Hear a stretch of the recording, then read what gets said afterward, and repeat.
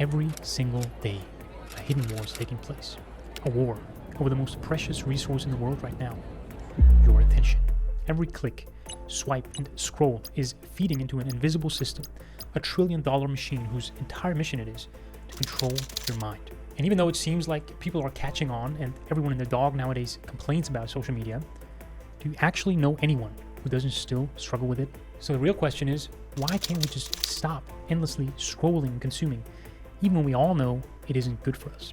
We'll find out today, and by the end of this, I'll give you a game plan to help you take back control over your mind. But to do so, we need to track down the real demon that's hiding in the system, and we need to figure out what this thing has to do with all of it. The problem of humanity is we have Paleolithic emotions, medieval institutions, and godlike technologies. The internet is not like cigarettes or gambling or drugs, because as bad as those things are, at least they're static and passive. Everyone knows what they are, they don't really change, and you can just avoid them. But the internet, see, the thing is, you really can't quit it. It's not just about entertainment anymore. It's a necessity because it's genuinely useful. Work, school, news, creativity, connection, all depend on it. It's baked into the core functions of modern life. It's everywhere. It's always on. And here's the insidious thing. Even using it for the right reasons, for something important, can pull you straight back into the trap. 1 minute you're researching something for a project, the next moment you get a notification and boom, 4-hour doom scroll, day completely ruined. Why does that happen all the time? Because this isn't just a passive medium. It's not neutral ground. It is designed to pull you in, to hijack your focus, to adapt around your defenses. Every app or website you touch is a living system, refined, optimized, and updated by millions of A/B tests and experiments to better predict, nudge, and extract your attention. To use the internet is to step into a hostile environment designed to exploit your psychology. Arthur C. Clarke famously said, "Any sufficiently advanced technology is indistinguishable from magic." And never has this been more true than today, because modern technology and magic both operate on the same fundamental principle. Human attention has limits. There are these predictable ways in which it breaks down: short-term memory, impulses, suggestion, reaction time. You can reliably manipulate people's experience if you know what you're doing. If you ask a question the right way, you control the answer. That's why all the tech giants no longer just employ developers and UX designers, but teams of behavioral psychologists and neuroscientists to precisely tune every aspect of your experience. The end result is this perfect addiction that doesn't care about how disciplined or educated or self-aware you think you are. Every time you swipe your finger on your phone, you activate a supercomputer that is pointed at your brain, calculating based on the behavior of billions of other people what is the perfect next thing to show you to keep you hooked.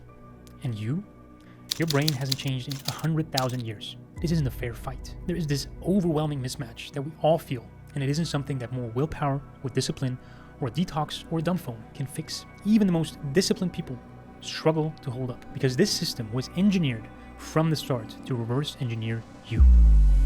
It's natural to blame the tech companies. They built the systems, they're making the money. They must be the villains, right? And yeah, they definitely play a role, but if you stop there, you miss the bigger picture. I mean, let's just say tomorrow Mark Zuckerberg wakes up and has a sudden change of heart and says, no more psychological exploits, no more addiction algorithms. From now on, we're going to promote nuance, autonomy, and depth. Sounds amazing, right? But what happens next? Facebook and Instagram become more wholesome, okay. But meanwhile, TikTok, YouTube, and X are still out here running the same playbook as before. So inadvertently, people's time spent on Facebook and Instagram goes down relative to other platforms, because Meta no longer optimizes as strictly for capturing people's attention, so they won't capture as much of it as they used to.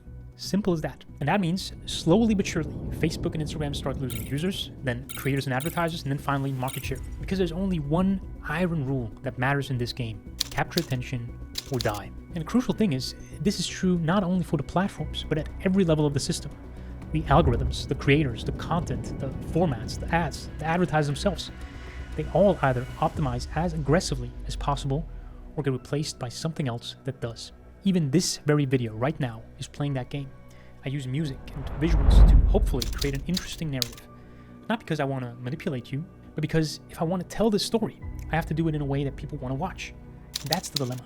No single player, not even the most powerful or the most principled, can change the rules of the game. Because the moment you go against the incentives, you just lose. This is the logic of what's called a multipolar trap. It's a concept from game theory that describes a race to the bottom dynamic, which is actually not just at the heart of this problem, but also climate change, nuclear arms races, and many other global issues. And it goes like this. There's multiple parties that are competing for the same narrow goal, in this case, to maximize attention and profit. Then, a few of them realize they can get an advantage by cutting some corners, sacrificing some other value in the process of maximizing their goal. Truth, user well-being, nuance, privacy, and the others, if they want to remain competitive, are now forced to follow suit, or they'll simply become irrelevant. And this cycle repeats until basically everything is sacrificed in order to optimize for the narrow goal. Everyone is left worse off than before the race, and not even human ingenuity can possibly make things any worse.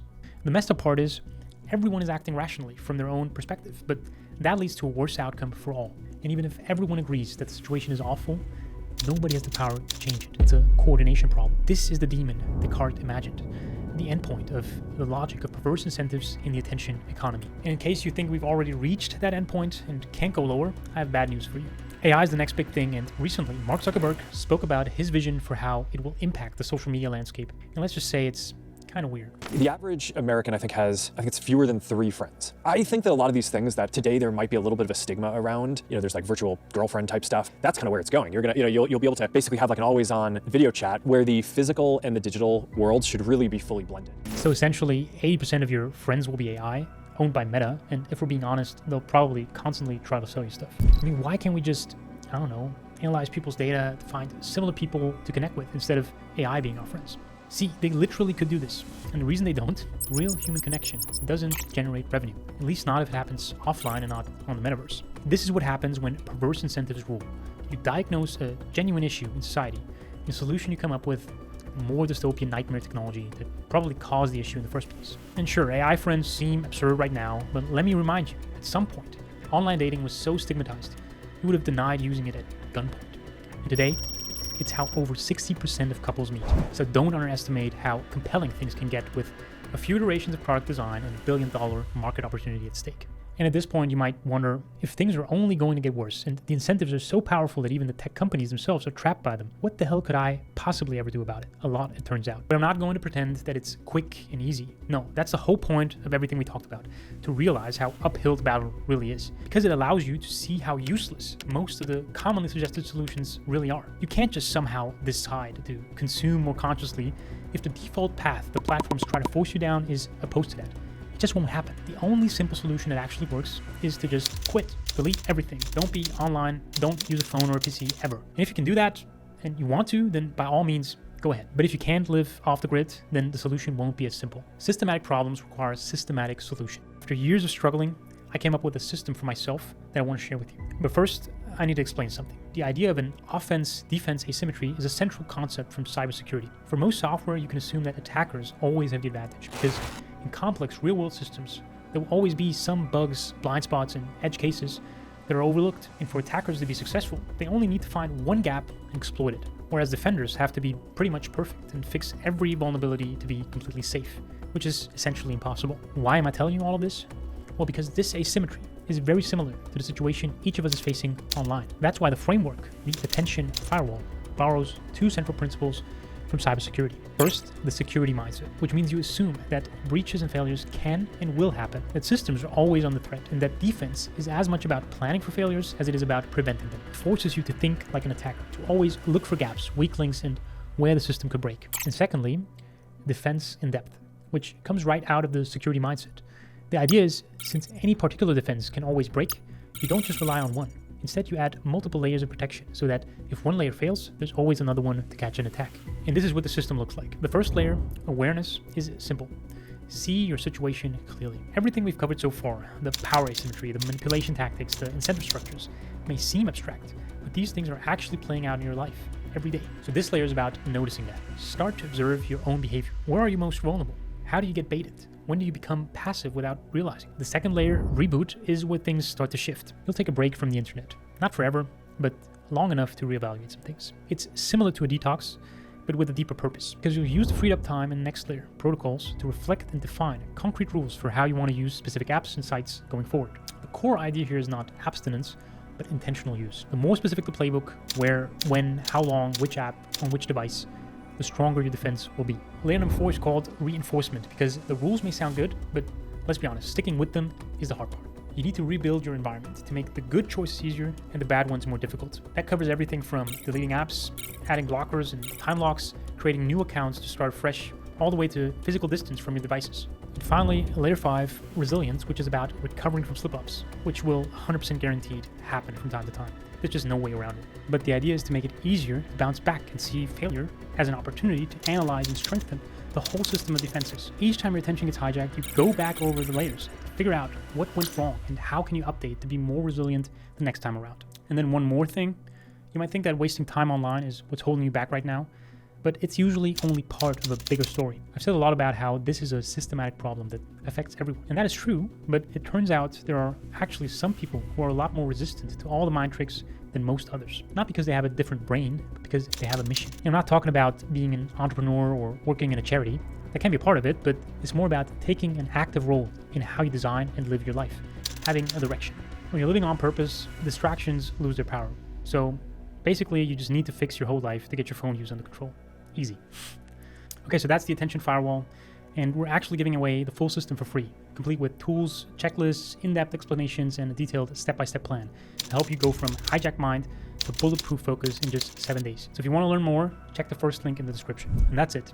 I hope you can see that you're not helpless, but for now, until we collectively, as a society, coordinate on these issues and fix the incentives, you need to take matters into your own hands. And if you feel a little daunted at how difficult all this seems, I totally get that. But as much as I talked about all the things that are wrong with technology today, there's another side to the story. For all its flaws, the internet is also the most powerful tool humans have ever created. You can go online right now and learn, build, create, communicate, explore in a million different ways, and actually have a wholesome, beneficial relationship with this medium. It just takes some work, but it's totally worth it. The average person now spends well beyond 5 hours a day just on their phone.